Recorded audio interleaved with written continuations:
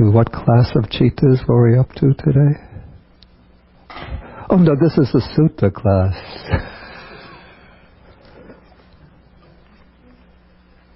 Okay, so we've been looking at Majjhima Nikaya Sutta number 119.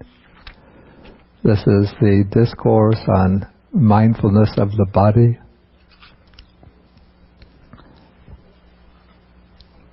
And the last time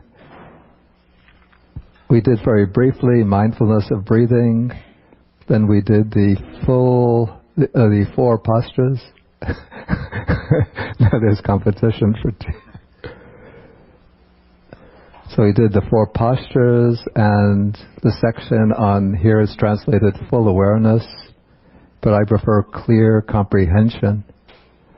Okay, now we come to the section on what is called the meditation on foulness, or on the parts of the body.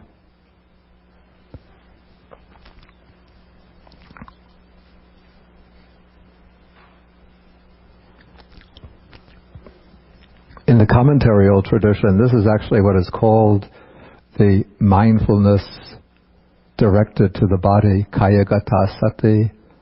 It's also sometimes called patikula sanya, that is the perception of the repulsiveness of the body. But often in the suttas it's referred to as the asubha sanya. That's the perception of the non-beautiful or unattractive nature of the body. Okay, so here the text explains that again a bhikkhu, a monk, or actually it's any practitioner, reviews the same body, that means one's own body, up from the soles of the feet and down from the top of the hair, bounded by skin, as full of many kinds of impurity. Thus, and by the word impurity here, asuci, it's not impurity in a moral sense, but things which are, maybe you could say, aesthetically unattractive. So in this body there are head hairs, body hairs, nails, teeth, skin, flesh, sinews, bones, bone marrow, kidneys, heart, liver, diaphragm, spleen, lungs, intestines, mesentery, contents of the stomach, feces, bile, phlegm, pus, blood, sweat, fat, tears, grease, spittle, snot, oil of the joints, and urine. So actually, if you count the parts here, there are 31 parts, but in the traditional way of practice, the brain, which is not included in the list here for some reason, is added. And so the usual way this is practiced is with 32 parts of the body. And the brain is added after after feces before the bile.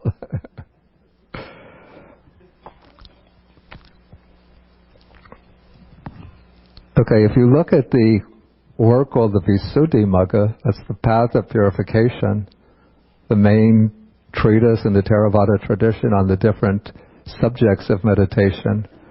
This subject is explained in a very complex way or complicated way. I think the way intended for those who wish to make this their full-time meditation subject. So first one has to learn all of the parts by rote, and then one has to review the parts by going through them in a particular sequence. And I have a little disagreement with the Visuddhimagga method, because the method the Visuddhimagga recommends goes like this. One starts off with head hairs, body hairs, nails, teeth, skin. Then one goes backwards, skin, teeth, nails, body hairs, head hairs. Then one goes again in forward order from head hairs, body hairs, nails, teeth, skin. Then one brings in flesh, sinews, bones, bone marrow, kidneys, heart. Then one goes from heart,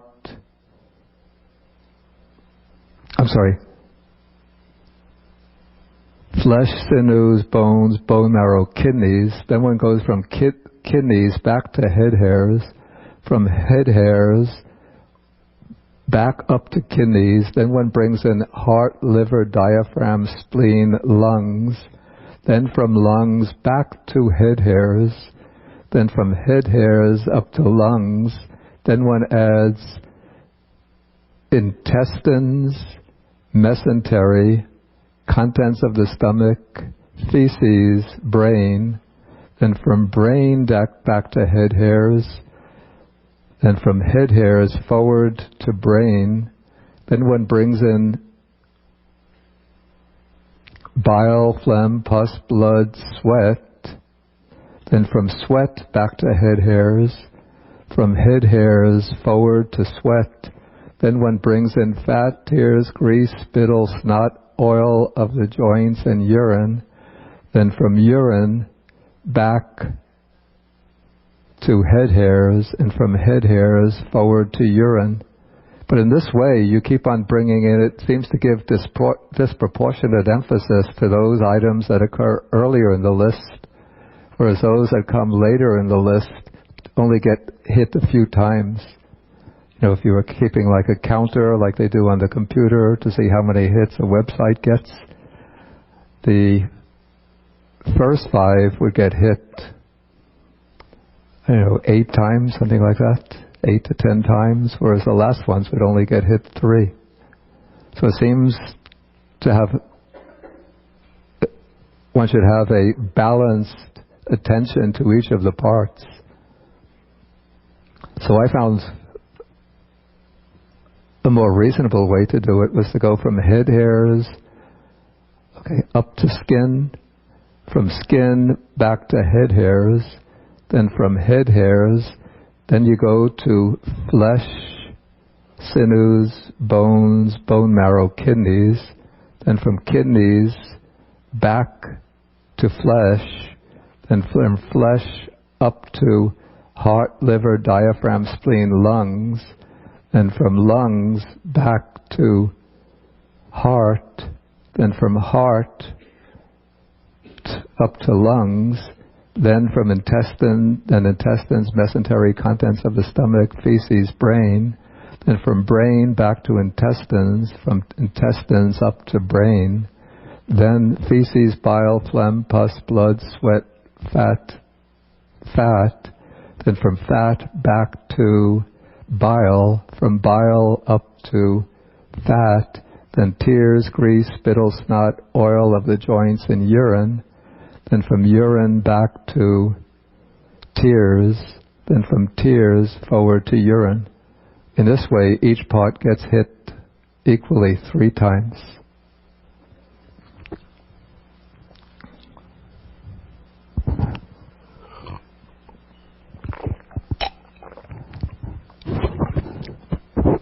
And then according to the Visuddhimagga method, one is supposed to review each part as repulsive in terms, I think that there were 5 aspects.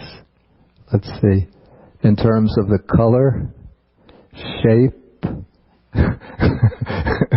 odor, each part individually, location, and the environment, that is, the surrounding parts. But this seems to make it so, as I said, so complex that it's rather difficult to practice. And how is a practitioner going to get the distinct smell of taking out the spleen, taking a sniff, pulling out the stomach, getting a clear sense of how that smells differently from the spleen, then opening up the skull and taking out the brain, getting a good sniff of that.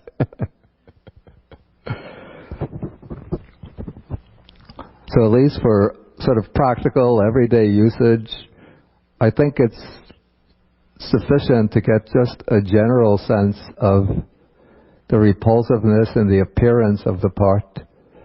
Of course, if you have a chance to view an autopsy, then you get a chance. I think it's sufficient to get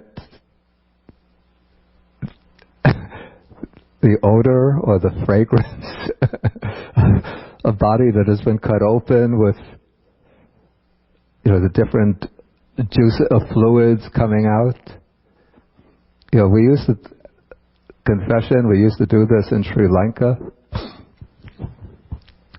Some of us monks, we would go to the autopsy room in the Colombo General Hospital, and since the doctor in charge of that room at the time, this was the early mid-1980s, was a Buddhist, and so when Buddhist monks come knocking at the autopsy room, he welcomes them in, and he's happy to help them to learn as many of the 32 parts as they can get. And so I remember a few times when they roll the body out, and it really looks like a person sound asleep. You don't get a sense that it's a dead body, but then the doctor takes the scalpel and cuts into the flesh, pulls it open, and I want to shout out, "Don't do it, it's alive." He or she, it's alive. But then he starts, after cutting it open, pulling out, this is the heart, these are the lungs, this is the stomach, and he'll reach deep inside and starts pulling something out. It looks like he's taking out a fire hose. These are the intestines.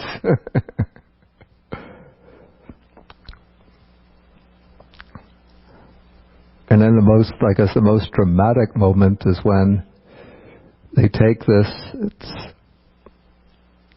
it's a particular name for a kind of saw. It's not the saw like this. It's shaped like a rectangle, and the blade is, one face is the blade. Do you remember? Anybody know the name for that kind of saw? Band saw. Yeah. So it's cutting open the skull, and then at a certain point he just, gives it a knock, and the top of the skull opens up. He reaches in and takes out the brains. Says, "These are the brains."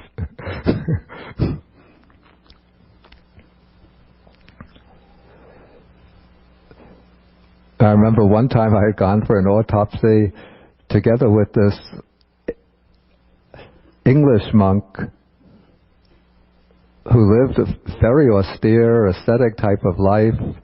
Like, he didn't stay in a fixed residence, but he would go walking all around the country, just staying from time to time at one monastery or another for a few days, a few weeks, then continue on his walking tour, always going on Pindapata, on alms round.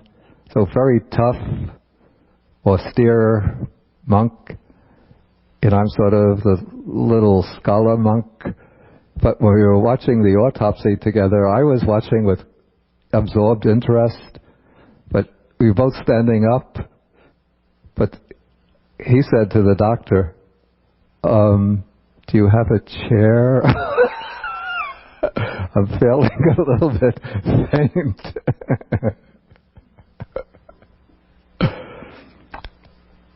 And then when this autopsy was almost over, the doctor's wife came in, all dolled up with lipstick and makeup. And she said, she sort of saw what we were doing, and I said, "Oh, when you first see it, it's somewhat troublesome, but after a while you get used to it, then it's nothing." Okay, so anyway, I would suggest it's very useful for doing this meditation. The main reason why the Buddha taught this meditation is for the practice, or for the purpose of reducing and eventually overcoming sensual lust for, especially for sexual enjoyment, because the desire for sexual enjoyment thrives on the basis of what is called subhasanya, which means the perception of beauty, the perception of the body as being something beautiful and attractive. And so eventually, to overcome sensual lust, one has to overcome that perception of the body as being intrinsically attractive.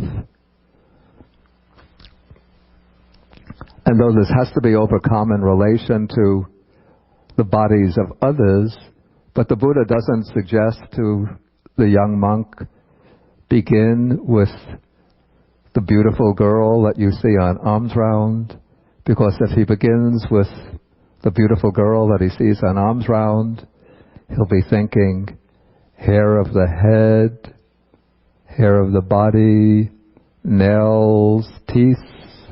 Oh, what a charming smile she had. Skin. Oh, such nice, shiny skin. Okay, then going back to the hair of the head. Oh, those tresses that were blowing in the wind, just a little bit covering the eye. Oh, how beautiful, how wonderful. Let me drop her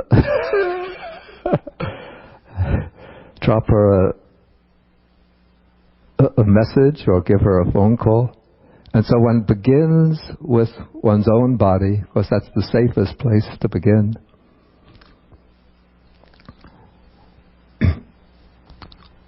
And so one has to get a sort of clear perception of the unattractive nature of one's own body.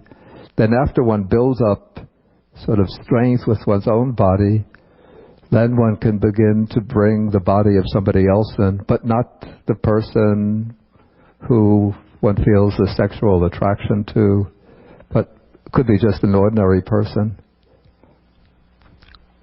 And maybe at the very end, when one really has strong development, one could experiment a little, bringing in an attractive person. And if one is doing this just as a supplement to one's regular practice, I find it sufficient to go through the list, the way I said, in groups generally of 5 and 6 parts, to go through in forward order and in reverse order, doing it according to the method so that you touch each part 3 times. And it doesn't bring its results immediately. Like any meditation subject, it's something that one has to practice repeatedly over a long period. But when one does it repeatedly, then one gets a real sense of the intrinsically unattractive nature of the body. And it's not intended to generate a kind of emotional repugnance to the body or a kind of disgust, an emotional disgust with the body. But when it's practiced, and in fact, if a person starts to give rise to those kinds of thoughts of emotional disgust with the body, then this is not the appropriate meditation subject for them, or it's not the appropriate time for them to be practicing that meditation subject. Rather, a person who has the emotional disgust towards the body, I think that person by temperament should be developing something like loving kindness meditation. But it's the person who tends to have a strong, passionate interest in the body, a strong sexual desire, for whom this is recommended as a full-time meditation subject. But generally it's useful for anybody who wants to live the celibate life of a monastic, or even in Sri Lanka on the Uposita days, that is the days of the full moon, when many people go to the temples and monasteries to observe the 8 precepts. Many of them practice this meditation.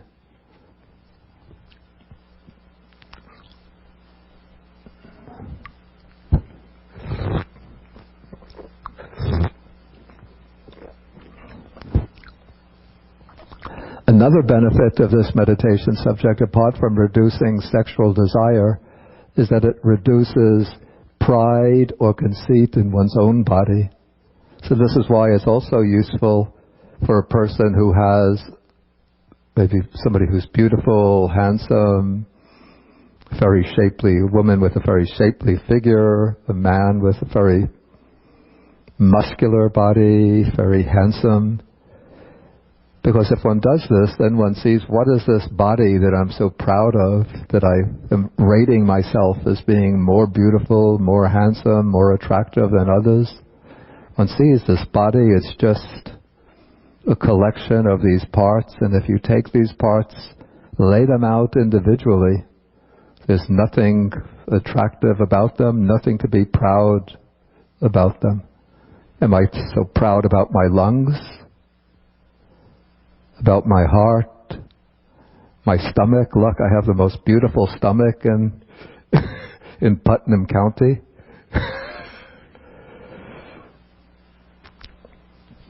I have the most sweet and charming large intestines. Look at those curves in my intestines. Those really sexy curves.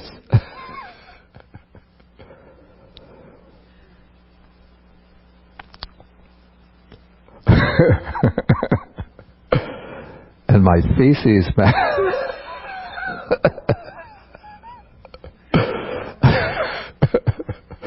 Gold ribbon. Winner of the gold ribbon 3 years in a row.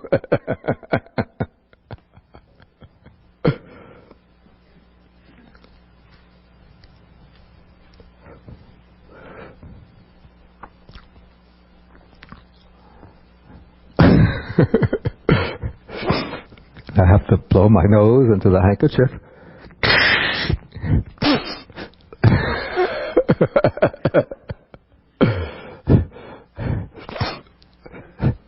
Wouldn't you like me to sign my name on the handkerchief and give it to you, and you could take it home and frame it?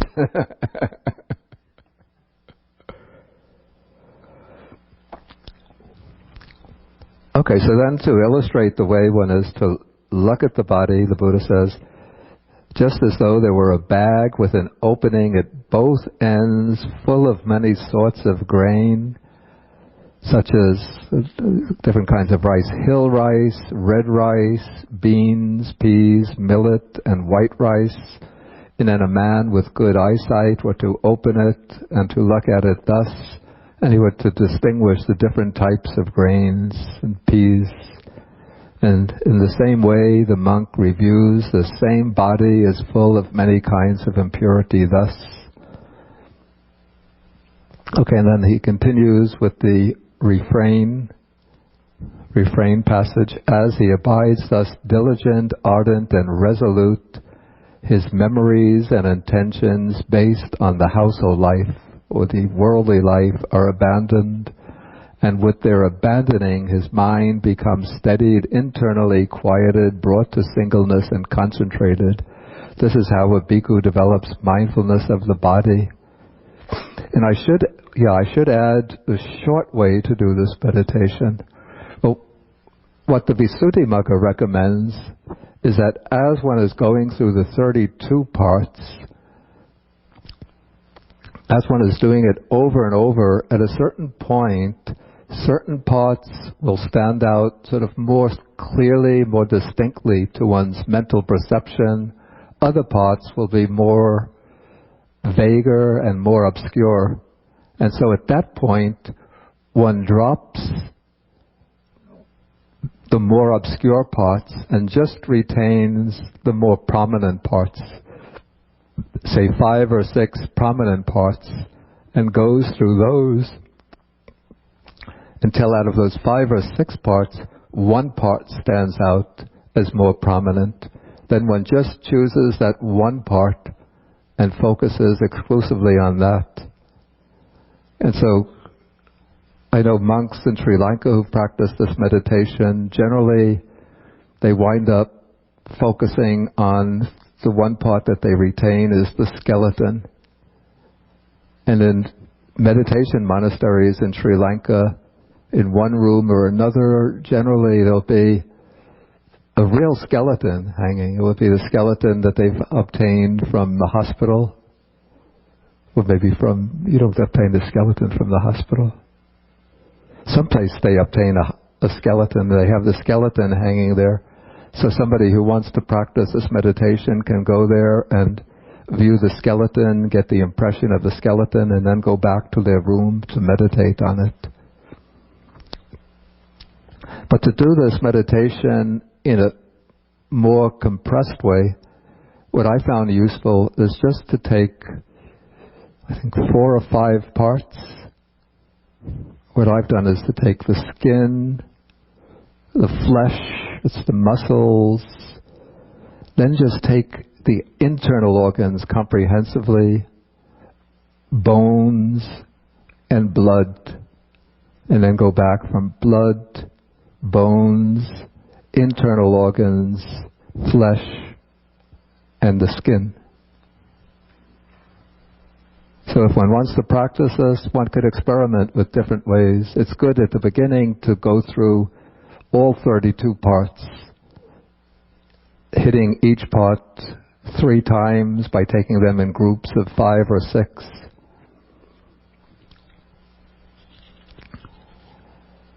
Okay, and so the purpose of the meditation on the unattractive nature of the body is to help to overcome sensual desire and also pride or conceit with regard to the body. Okay, now we have a meditation subject which is somewhat similar to the meditation on the unattractive nature of the body, except that there's a different perspective that is adopted. This is the meditation on the elements. And so here the text reads, "Again, bhikkhus, a bhikkhu reviews the same body, however it is placed, however disposed, as consisting of elements thus." And when the text says, however it is placed, however it is disposed, this means that one could do this meditation on the elements in any posture. So it's not confined to the sitting posture, though generally at the outset one could build up sort of more momentum with it by starting with the sitting posture. But eventually one could do it while engaged in walking back and forth, even in lying down. But one reviews this body as consisting of elements thus. In this body there are the earth element, the water element, the fire element, and the air element.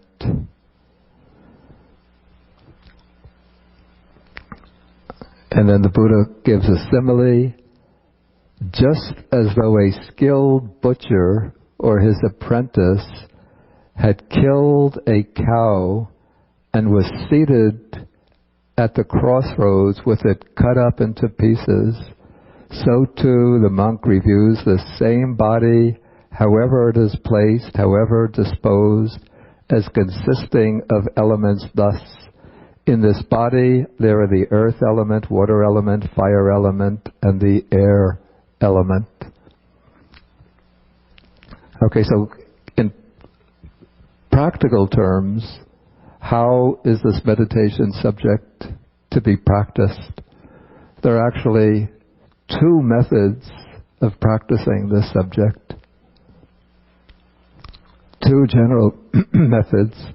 One is the concise but somewhat more difficult method, and then there's the more detailed but somewhat easier method.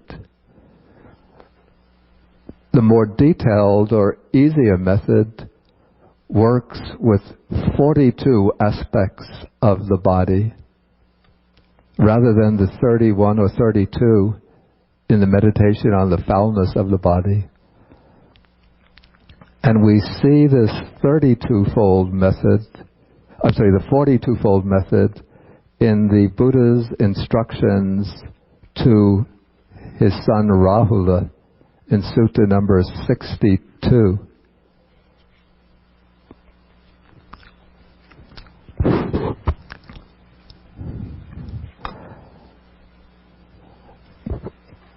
Okay, now,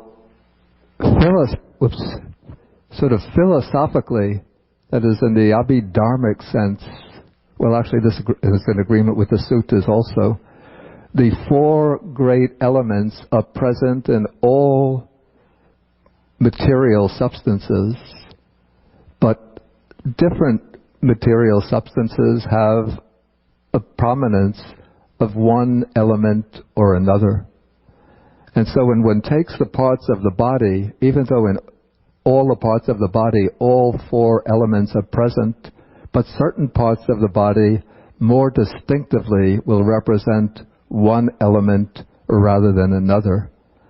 So here, I'm on page 528 now. The Buddha is explaining to Rahula how to meditate on the elements in the detailed way, taking different parts of the body or different bodily processes to represent different elements. So first, in section 8, he takes the earth element.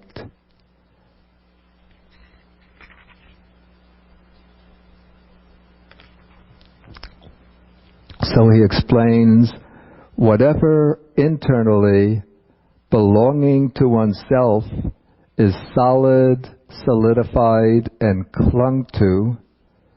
Then we just go to the end of that sentence. This is called the internal earth element.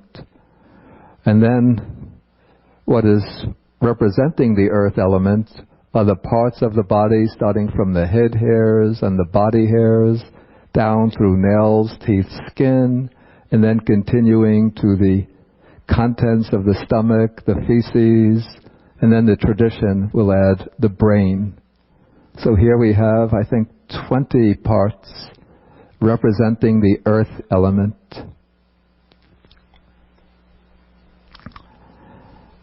Okay, then to take the water element, one takes those parts of the body or components of the body that are fluid in nature. And so here the Buddha brings up the question, what is the water element? The water element may be either internal or external, but since this is mindfulness of the body, one is just focusing on the internal aspect. So what is the internal water element? Whatever internally belonging to oneself is water, watery and clung to, or whatever is liquid, liquidish and clung to. This is called the internal water element. And these are I think that's 12 parts: bile, phlegm, pus, blood, sweat, fat, tears, grease, spittle, snot, oil of the joints, and urine, or anything else internally that is liquid. So all that is the water element. Then to take the fire element, again, may be either internal or external, but here we're concerned, since it's a mindfulness of the body, we're concerned with the internal fire element. So what is it? Whatever internally belonging to oneself is fire, fiery, or we could say hot, and clung to. This is called the internal fire element, and this is explained under, I think it's 6 aspects. That by which one is warmed. So we all have a fixed body temperature. Generally it's in the neighborhood of 98.6 degrees Fahrenheit. So that is considered a manifestation of the fire element. And it's that by which one ages, this is part of the Indian physiology, that it's maybe because they observe that when fruit gets warm, it starts to decay. And so the fire element is considered to be that which causes the body to age. It's the heating up of the body that causes the body to age. And that by which one is consumed, probably this is referring when one gets a fever, that occurs through a flaring up of the fire element in the body.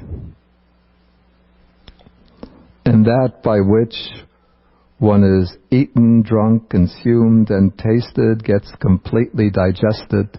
And so it's the fire element which is seen to have the role of digesting the food. So we have that which one is warmed, ages, and consumed. And that there's actually 4 processes mentioned here. I think I said 6, but these are 4. And so those are the 4 manifestations of the fire element. And then whatever else internally belonging to oneself is fire or fire-ish, hot, and clung to. So all that is called the internal fire element. And then we come to the air element or the wind element.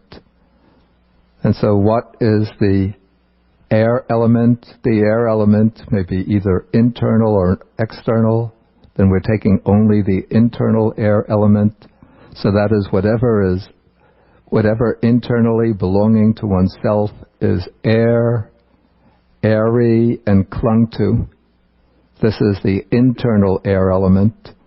And so these are said to be, the internal air element is said to consist of the upgoing winds, downgoing winds, winds or air in the belly, air in the bowels, the winds that course through the limbs.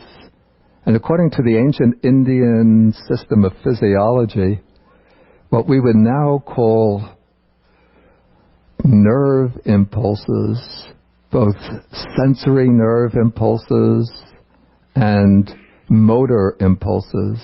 The sensory nerve impulses are the nervous currents by which we are able to perceive things, and the motor nerve currents are the currents by which we move the body and activate the body.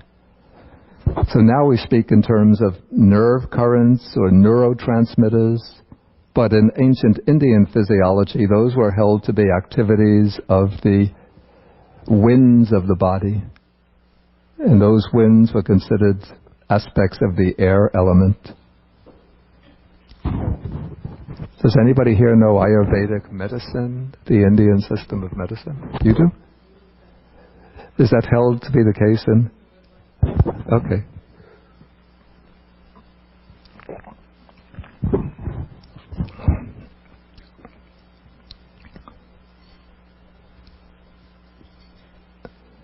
Okay, so these are the winds that course through the limbs, and then of course the most obvious manifestation of the air element or wind element is in-breathing and out-breathing. Okay, so one takes this as representing the air element, and then one goes through all of this whole process of reviewing the body again and again in terms of the parts that represent the earth element, the parts that represent the water element, parts or functions that represent the fire element, and the functions that represent the air element.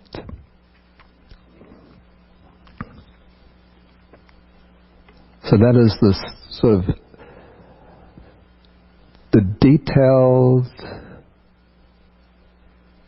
more comprehensive way of doing the meditation on the elements.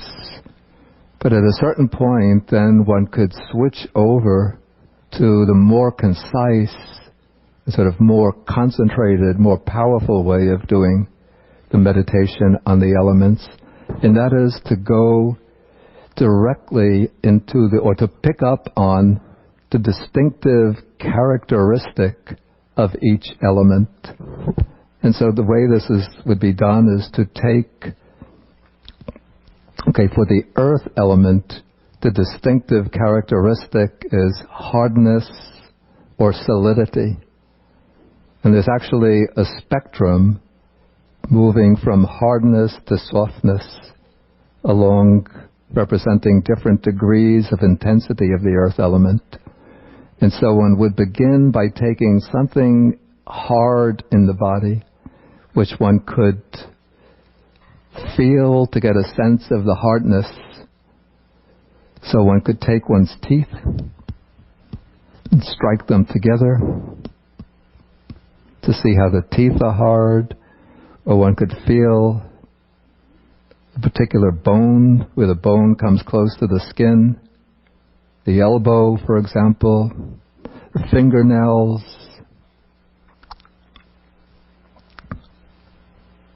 or the bones of the ankles.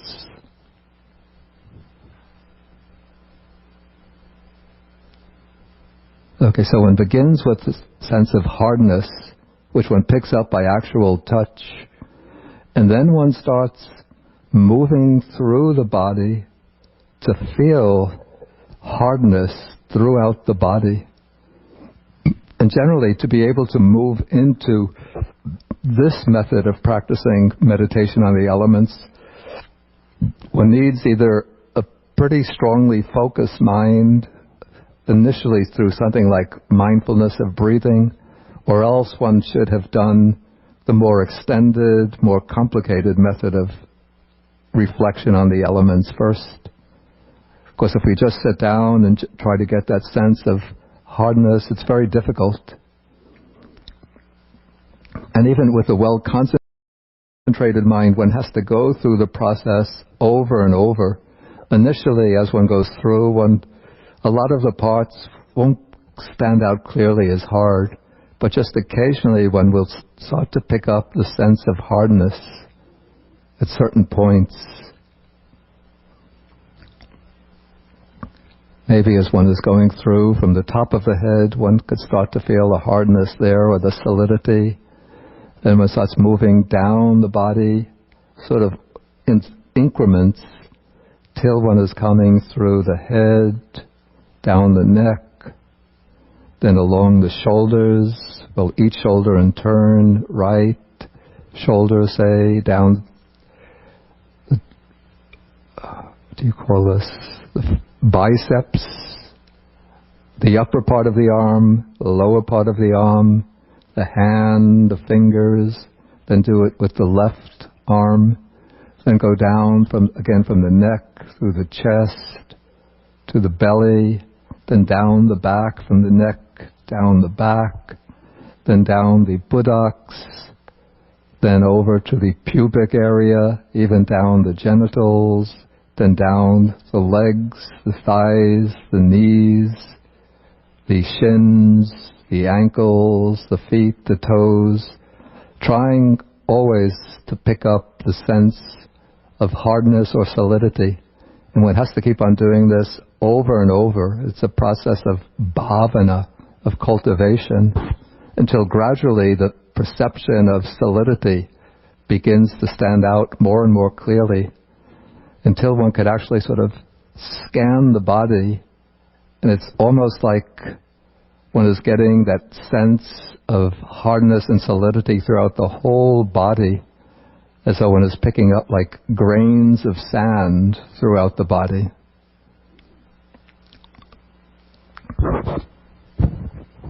And then one could go to the other aspect of the earth element, softness. One takes a soft part of the body, like the flesh of maybe the upper arm or the belly, wherever one could feel softness, and then one starts in a similar way scanning the body to get the sense of softness and picking up the sense of softness throughout the body. So in this way one is starting to perceive the earth element in terms of hardness and softness. Then to get the liquid element,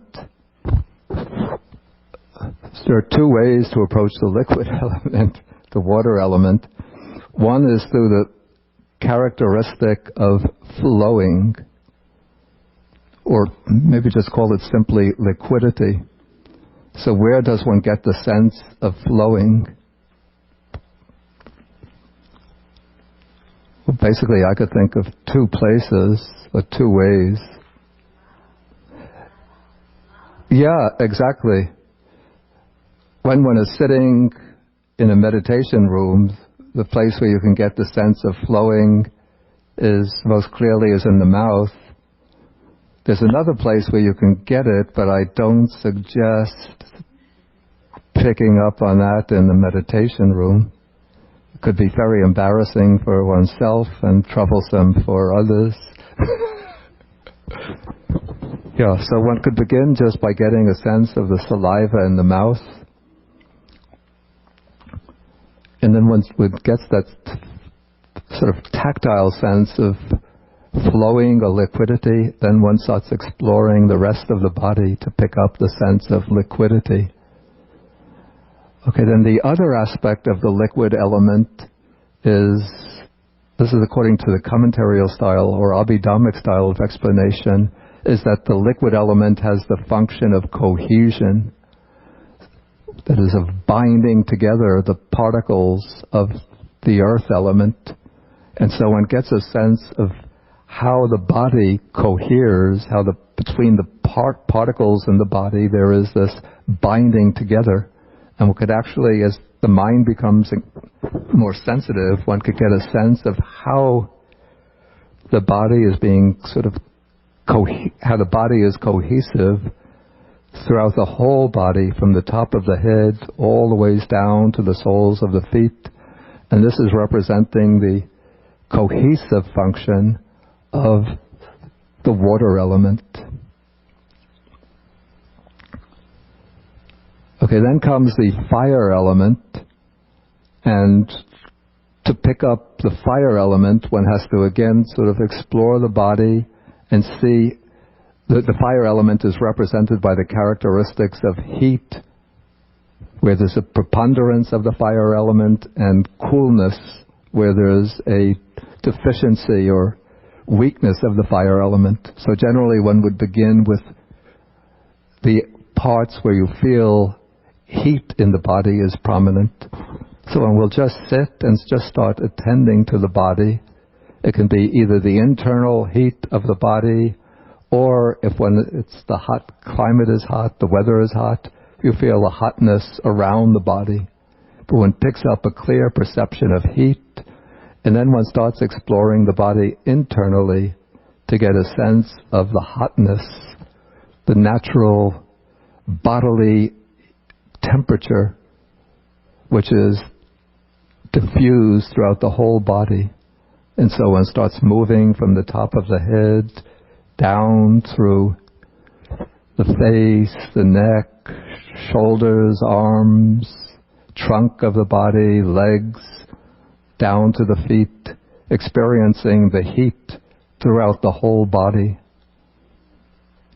And then if there's any coolness becomes manifest, then you note that as a deficiency or weakness in the fire element.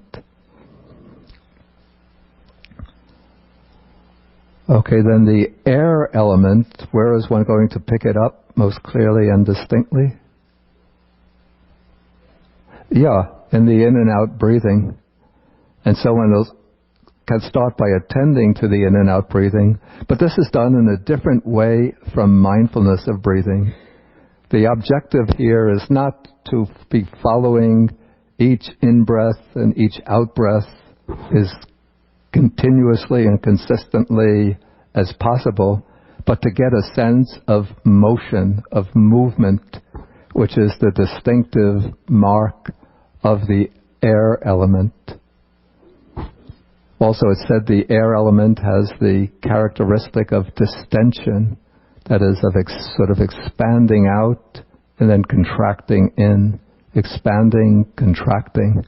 And so one starts off with the in-breath and out-breath, but one could spread the attention throughout the body as one is breathing in and out, and one starts to notice that as one is breathing in, one starts to feel the whole body is sort of expanding with the in-breath, and as one breathes out, one feels the whole body contracting with the out-breath. With the out-breath, and so one starts to feel this in and out movement throughout the body with the in-breath and out-breath, and that gives one the entry to the air element, and then one will attend to motion throughout the body. So as one goes attending to the parts of the body, again from top to bottom, one feels or experiences either expansion, contraction, or subtle movements taking place throughout the whole body. And one recognizes that as the manifestation of the air element. And so in this way, one is getting the perception of the air element. Okay, so in this way, one is getting the distinct perception of each of the elements. Then, at a certain point, sort of at a higher level of development, one starts combining the elements in pairs, so that one could take the earth element and the liquid element together, brings together the fire element and the air element, so one gets them in pairs. Then one could bring in to a pair a third element, and then bring in a fourth element, until one gets the perception of all four elements as being simultaneously present.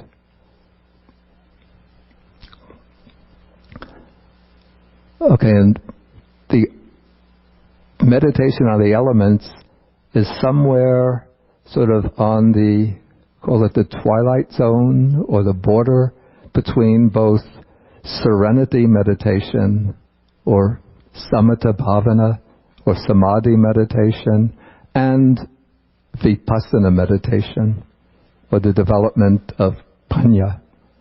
Because one could, by focusing on the elements, one could gain concentration, though it's said that one can't develop jhana on the basis of the elements, but rather one will develop access concentration. But then one also uses the analysis or investigation of the body in terms of the four elements as part of the process of developing insight, when one does what the Visuddhimagga calls nama-rupa vavatana.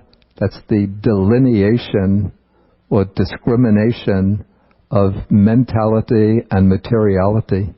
So the way to distinguish and to contemplate materiality is to contemplate the four great elements. And so the four great elements is recommended by the Buddha in the discourse to Rahula, where he brings in both the internal element and the external element. It becomes a way of developing very clearly the perception of non-self, of selflessness.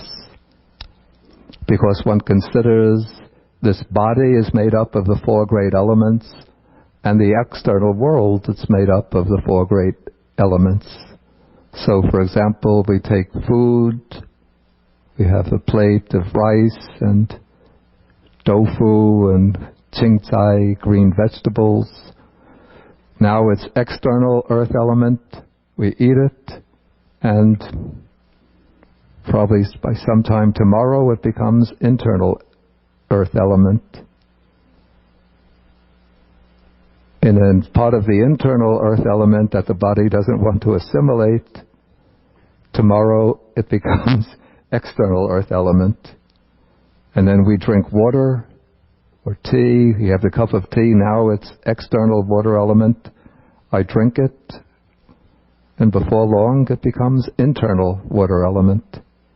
And then the cells are always discharging the liquid waste, which gets sent down to the kidneys and to the bladder, then it gets discharged and becomes external water element. And then the air, constantly, moment by moment, external air gets breathed in, the oxygen gets extracted and sent to the cells, becomes internal air element, internal air element, and then the carbon dioxide from the cells and the other waste gases get discharged and expelled, and they become external air element. So there's constant interchange. So I call this body mine, or I think of the body as I, myself. I think of the cup and the table as being just something completely external to me, but things that are external become internal, things that are internal become external. So it's all, the Buddha says, it's all to be seen as not mine, not I, not myself.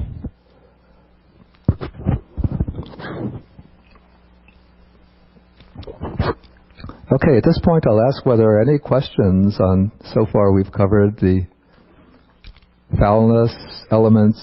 Maybe let me just finish the charnel ground contemplations, then we'll take questions.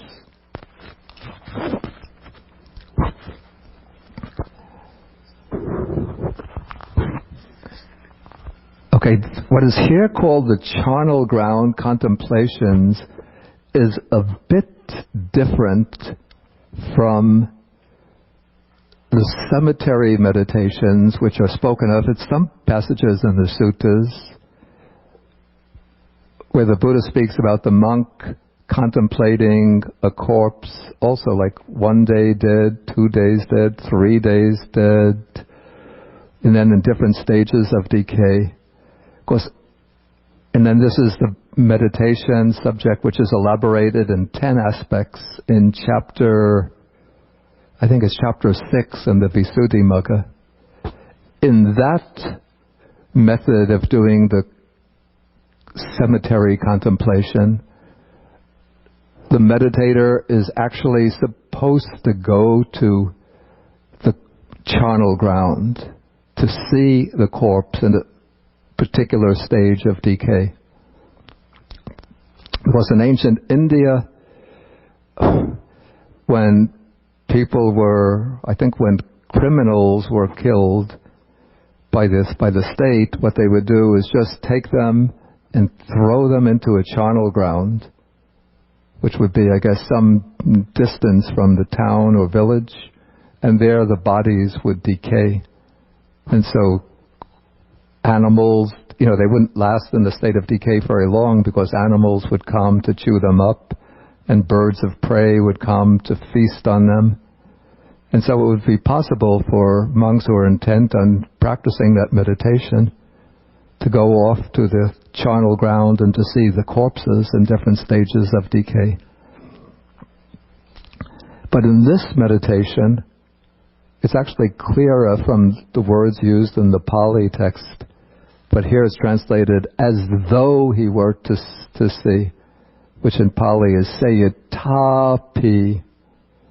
I think it's sayatapi pasati, pasaya, the optative sense. So sayatapi, which could also mean like suppose one were to see. So here one doesn't have to actually go in person to the charnel ground, but one could do this imaginatively, assuming that one has some mental conception or some visual impressions of what a decaying corpse looks like. So as though one were to see a corpse thrown aside in a charnel ground, 1, 2, or 3 days dead, bloated, livid, and oozing matter. And then, this is a key point in this meditation, one compares this same body, that is one's own body, with it thus. This body too is of the same nature. It will be like that It is not exempt from that fate, or it has not escaped that fate. And so in the other type of cemetery meditation, the point is simply to go to the charnel ground, see the corpse, and then meditate directly on the corpse in order to acquire a nimitta, that is the meditative sign or visual image of the corpse in a state of decay, for the purpose of strengthening samadhi or concentration. Here, in contrast, the emphasis is on a reflective contemplation in order to gain some insight into the nature of one's own body and thereby acquire a sense of dispassion or disenchantment with one's own body. And so that's why the key in this contemplation is comparing the body in a state of comparing one's own body with the body in a state of decay. Observing that this body, my own body, is of the same nature. It also will undergo those same changes. It is not exempt from that fate. Okay, then the rest of the meditation just goes through the different stages of decay and deterioration of the corpse, from being devoured by crows, hawks, vultures, and filled with different kinds of worms. These would be the larvae of flies devouring the flesh. Then one comes to the skeleton with flesh and blood held together with sinews, a fleshless skeleton smeared with blood held together with sinews, the skeleton without flesh and blood held together with sinews, then the bones scattered in all directions, and then finally one comes to the corpse thrown aside in the charnel ground, bones bleached white, the color of shells, bones that are heaped up, bones more than a year old, rotted and crumbled to dust. And in each case, one compares one's own body with that in that same way.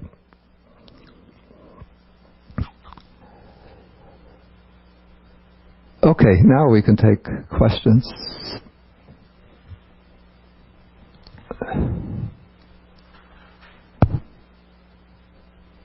Okay, Barbara.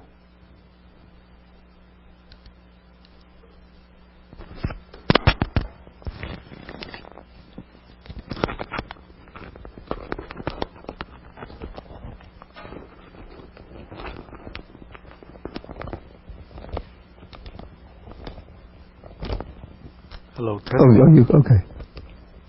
Hello, testing. I think it's okay. Oh, you do? Okay.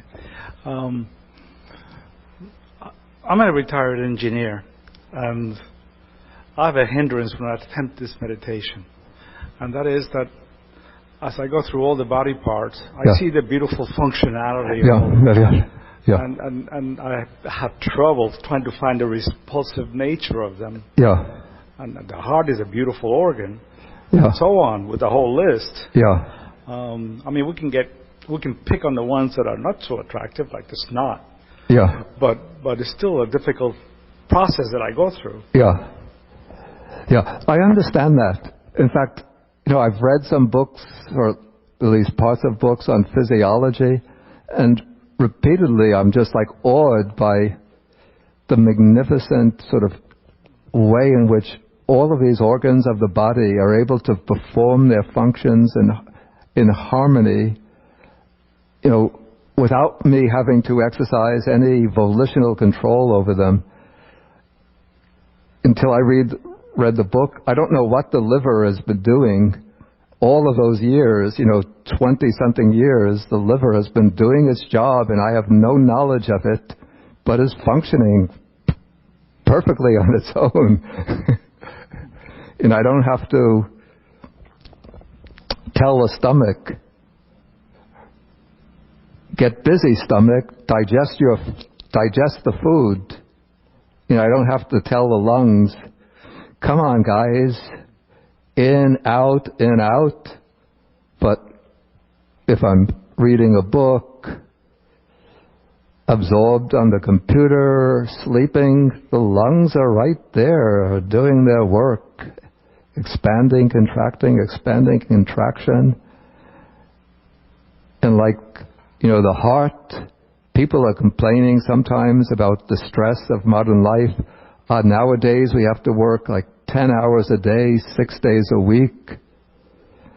Man, the heart is working 24 hours a day, 7 days a week, every day from the day I was born. It doesn't get a day's vacation. You know, so what I would say to that consideration is that this meditation, like, it's not making what I would call an absolutist assessment about the nature of the body, but rather it's looking at the body from a particular perspective for people who have a particular, like, mental kilesa or defilement or affliction, that is, who have, like, the sensual attachment to their own body or to the body of others, or those who have, you know, pride or conceit in their body. So when you just choose this aspect, the aspect of the unattractive nature of the body, in order to sort of diminish and overcome that attachment, that clinging to the body. And so even the heart, though, I mean, it does a wonderful, magnificent job. And please don't get in any way hurt or insulted. I want you to go on beating for another, 30 years is too much. I don't want that. But you could go on for another 15, 16 years. So don't stop now, guy. But if you take it out, it doesn't look so pretty. I think the same is true about any part of the body, internal part. And even if you see, I mean, I've seen on some of the websites, they have like the beautiful actresses and fashion models. They'll show them the picture photo when they have the makeup on, then the other photo with the makeup off. And it's quite a difference between the two. And when you see this, was it Angelina Jolie? Is that to me? Okay, with the makeup on, and you see the photo of her with the makeup off. Okay, she's a little pretty. You can't deny that, but quite a difference from the way she looks with the makeup on. And Madonna, forget it.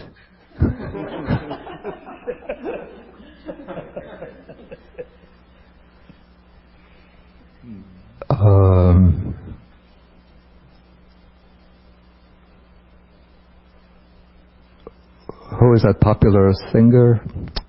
Taylor Swift. Without the makeup, she's still a little pretty, but quite a difference when she has all of the makeup on.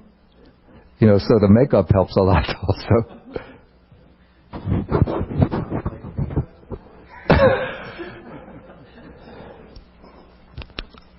Okay, I think Barbara had a question. Please take the microphone.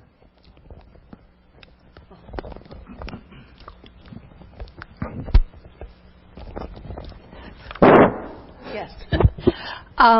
First of all, on the pictures of people without makeup, there are some videos of Joan Rivers without makeup that have been on television. She had a real life series where before her surgery she was talking to her daughter, Yeah. And that is strikingly different.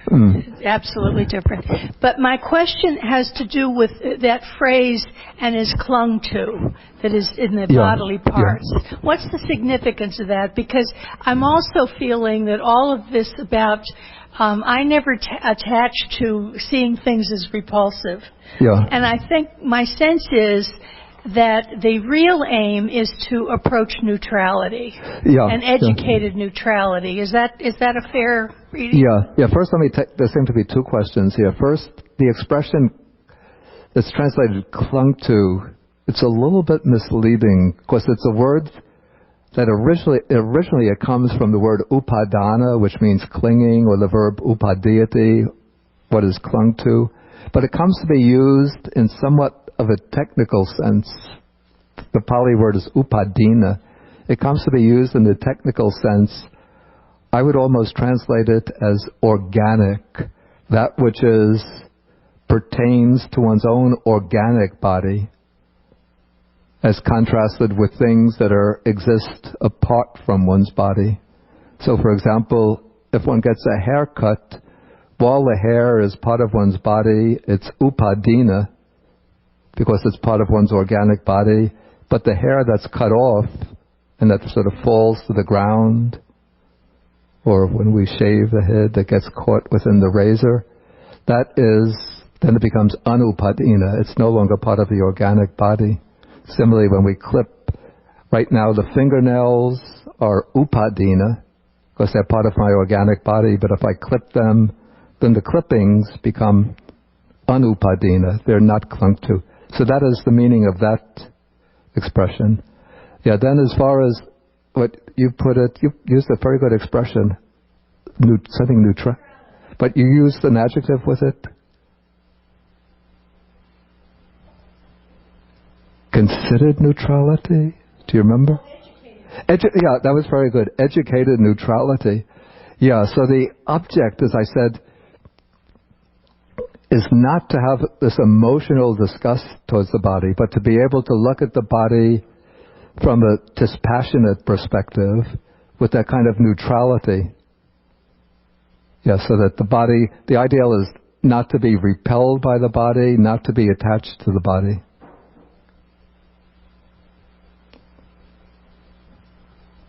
Some.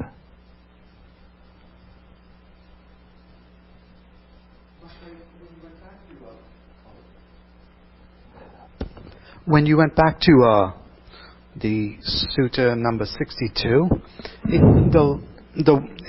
talked about the space element. The space element is included there, yeah. How is that observed or significant or is it part of the contemplation of the elements? Well, in the mindfulness of the body, the sutta on the mindfulness of the body, he's taking only the four primary elements, but to do a more comprehensive contemplation of the elements of the body, then the space element is also brought in. And you could see from the way the text is formulated that this is sort of goes in agreement with the Abhidharma explanation of the space element, that it's the empty space in between,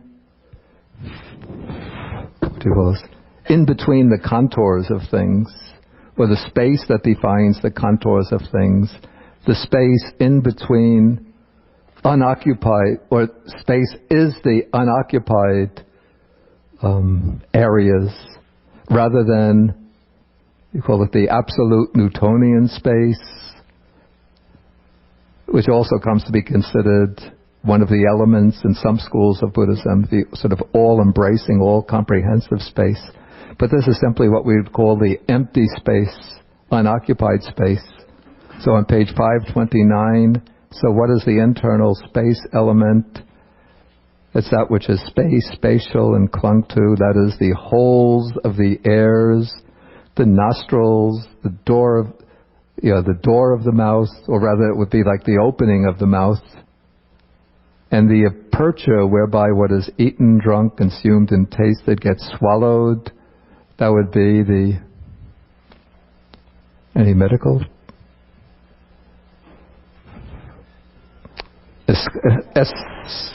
Esophagus. And where it collects, that would be the empty space in the stomach. And whereby it is excreted from below, that would be the anus, or whatever else is empty space within the body. So if one wants to do even a more total contemplation, then we would bring in the space element.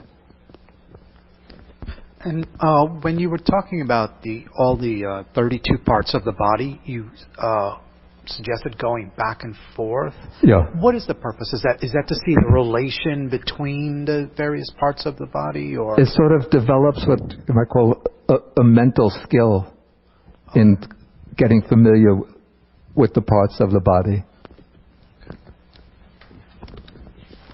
So it's a kind of a mental agility, so that one can go in forward and reverse order. And also it helps to cover each part several times. So I've also tried doing it just going from head hairs, the beginning point, to the last point, to urine. One could also do it that way if one wants. But I think taking them in groups gives a more concentrated exposure to each part.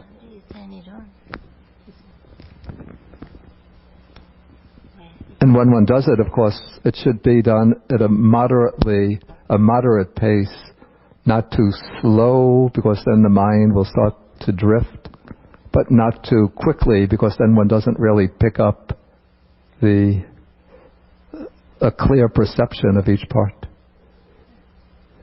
Okay, Donna?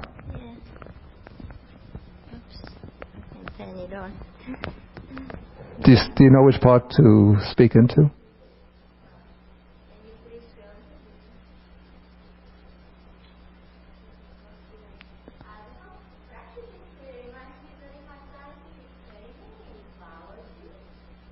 Yeah, maybe can you come up closer? Okay. Yeah.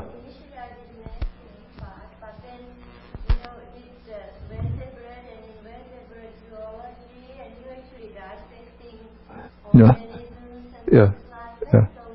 You also become aware how it relates, because you're studying different body systems, comparative physiology, Yeah. and the human body. So you start thinking in terms of, projecting your mind to Yeah. other species, Yeah. humans, and mentally you see the organs and everything. Yeah. So you get that kind of feeling of the elements inside. Yeah. Yeah. Okay, I think let us go back to the sutta, because I want to finish the sutta, which the rest doesn't really need very much explanation. Okay, so the theme of the sutta is mindfulness of the body, and now it's interesting that here the Buddha brings in the 4 jhanas as if it comes under mindfulness of the body. And that is because, if you could see from the extended formula for each jhana, starting with the first jhana, it says, after we finish the standard formula, he makes the rapture and pleasure born of seclusion drench, steep, fill, and pervade this body, so that there is no part of the whole body unpervaded by the rapture and pleasure born of seclusion. Okay, then comes the simile of the bath attendant preparing bath powder so that the water pervades the entire ball of soap. Okay, then with the second jhana, after the section 19, after the standard formula, he makes the rapture and pleasure born of concentration drench, steep, fill, and pervade this body. Then with the third jhana, okay, he enters upon and abides in the third jhana. And then he makes the pleasure divested of rapture. That's the sukha without the piti. Drench, steep, fill, and pervade this body so that there is no part of the whole body unpervaded by the pleasure divested of rapture. And then this is compared to the lotuses that are immersed in the water and that are entirely drenched, steeped, filled, and pervaded by the cool water. And then comes the fourth jhana, so that the meditator then sits pervading this body with the pure, bright mind, so that there is no part of the whole body unpervaded by the pure, bright mind. And so each of these then becomes a mode of developing mindfulness of the body.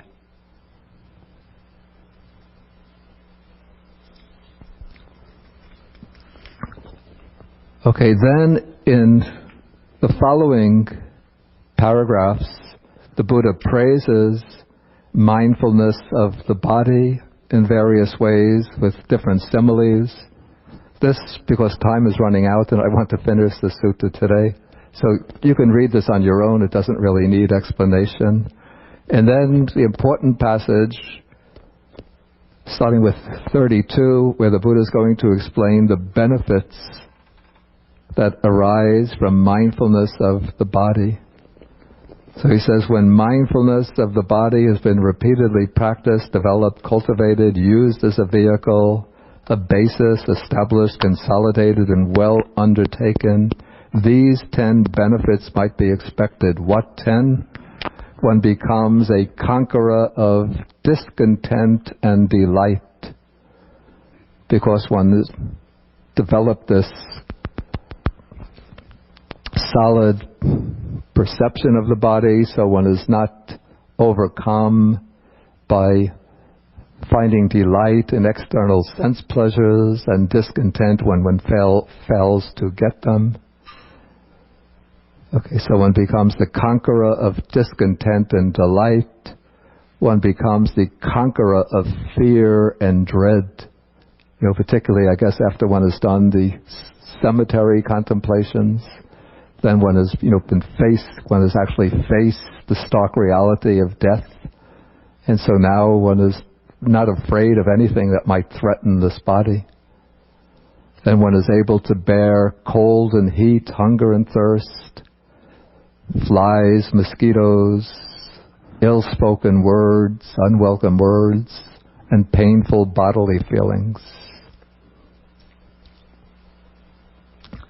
Okay, then one attains at will the 4 jhanas. Then one wields the different kinds of supernormal power.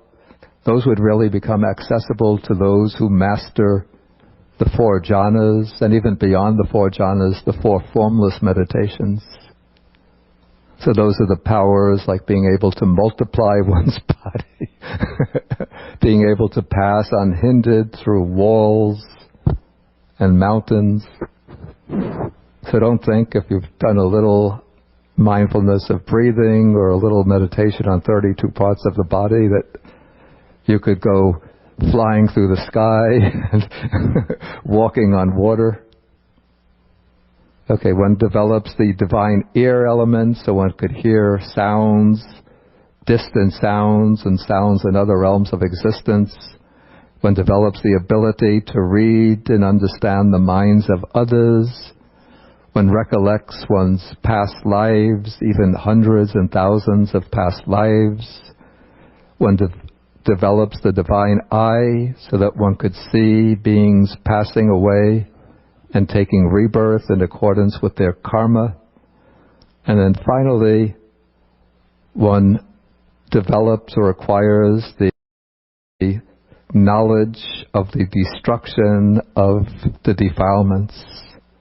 And so one enters and dwells in the liberation of mind, liberation by wisdom, that are taintless with the destruction of the taints. And then the Buddha concludes by saying, when mindfulness of the body has been repeatedly practiced, You see, the emphasis here is on repetition. Developed, cultivated, used as a vehicle, used as a basis, established, consolidated, and well undertaken, these 10 benefits may be expected. Okay, so this is, a long process, a difficult process of repeated cultivation. But since the Buddha says that one could obtain these benefits, we should have the trust that these are the benefits that come from mindfulness of breathing. Okay, it's 11:30 now.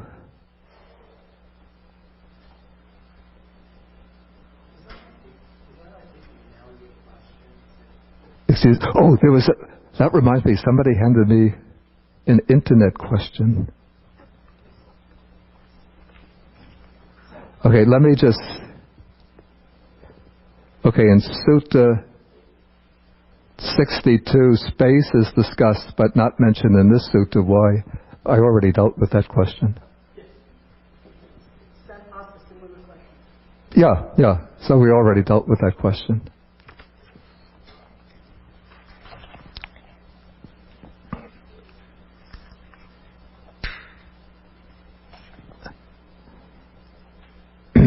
Okay, I should just mention a few things coming up. I'm sorry about this, but the next sutta class will be the first Saturday in October. That's because next weekend I'm supposed to participate in some program at the Garrison Institute. Then the weekend after that, there'll be a meditation retreat here at the monastery starting on the evening of September 19th and continuing, that's a Friday evening, continuing until Sunday, which is September 28th, and so that extends over the Saturday. And at the same, and so that's the 12th, 19th, and the 13th, 20th, and 27th Saturdays are occupied by other things. So the next class will be on the first Saturday in October. Let's see, 8th is a Thursday, 9th is a Friday. Is it October 3rd or 4th? 4th. Okay, October 4th. And that will be on Sutta number 120, the Sankar Upapatti Sutta, which is an interesting sutta, an important sutta for all of us to learn, since it deals with how we can be reborn in accordance with our volition or aspiration. Instead of just drifting aimlessly and helplessly through the currents of samsara, if we're going to be reborn, we should be able to at least gain some determinate control over the rebirth process. So this is a sutta which explains how to do this. And if you don't come to the class and get my explanation, you'll never learn how to do it. Since I'll tell you the hidden, secret oral teachings which are not in the text. Yeah. And then also I want to remind you that for those who won't be going on the meditation retreat or who still want to participate, on September 21st there will be the very important People's Climate March in New York City. This is said to be the largest climate action in history, which is extremely critical right now because at our present trajectory, the climate is set to rise by 3.6 degrees Celsius by the year 2050, which would be more than 2 degrees 3.6 degrees Fahrenheit, which is more than 2 degrees Celsius, which is actually, it's ushering in disaster for the planet. And if we don't change course very quickly and very drastically, we're going to be going even beyond 2 degrees Celsius up towards 4 degrees Celsius, which means pretty much the end of human civilization as we know it. And yet the major nations and world leaders are just procrastinating, delaying, refusing to take effective action because they're pretty much all in the grip of the fossil fuel companies, the fossil fuel corporations. And so the following week there's going to be a major conference at the United Nations called by the UN Secretary General Ban Ki-moon of world leaders. And so the purpose of the march is to to communicate to the world leaders that it's time to take action, that the people of the world can't wait. Now, if you'd like to join the march, see, there's going to be a large interfaith section of the march. They're expecting 10,000 people from different faith communities to be marching.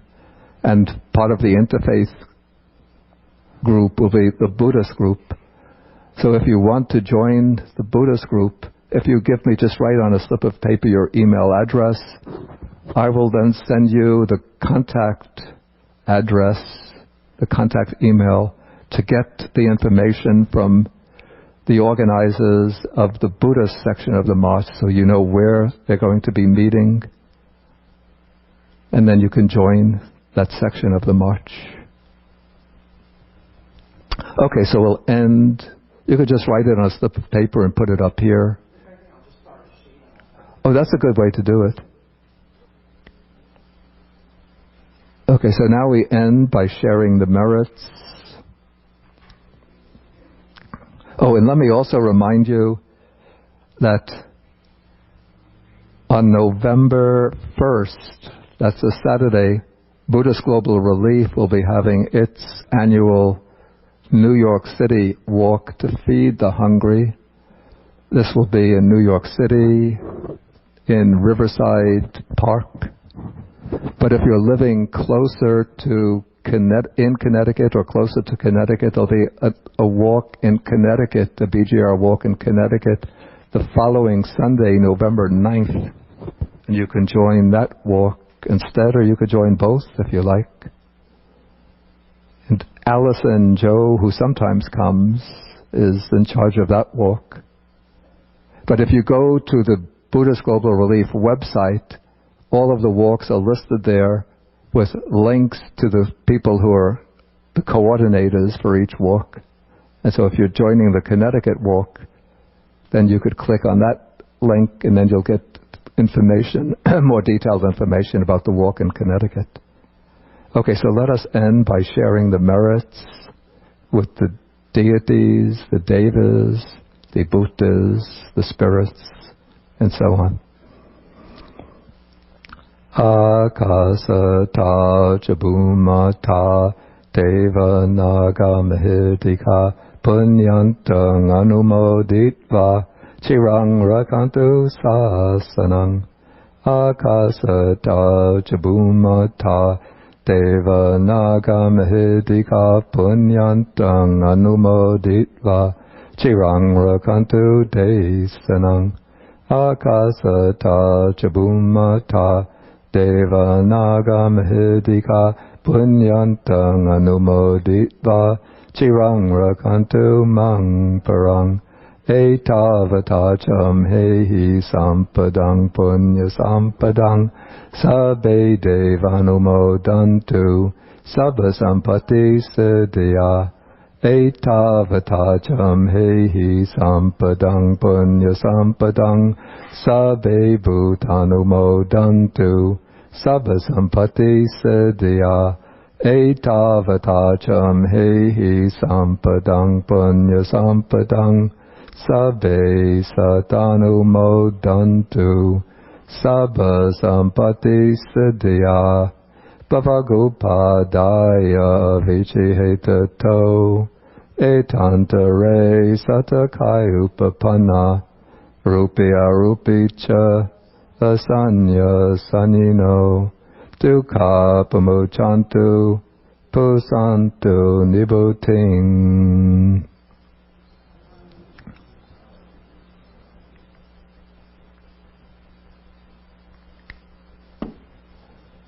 Okay, we could stand and then end with 3 short bows to the Buddha.